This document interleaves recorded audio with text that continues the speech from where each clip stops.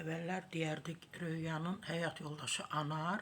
İndi deyirəm Anarın həyat yoldaşı Röya Ayxan.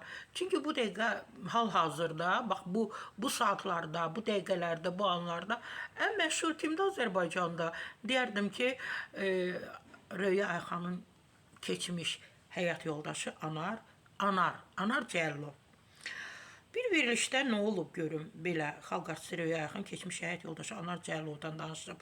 Təbii ki, istinad edirəm unikala. Proqramda deyib ki, Anar Cəllovla bağlı, yəni həyat yoldaşla bağlı ona sual verilməsin. Etiraz edib. Niyə? Bu dəqiqə qızlar ki, Anarın dərdindən ölür.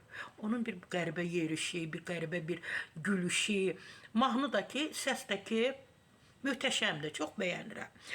Ona da hörmət edin. Orada hər sevgi, orada bir sevgi olur və övladımız var. Ümumiyyətlə, Röya xanım kimdir ki, Anara hörmət etmirlər?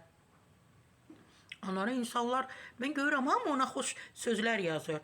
Bizim, yəni ikimizin bir yerdə bir evladımız var, rica edirəm. Bir də gördünüz, mənimlə də duet oldu.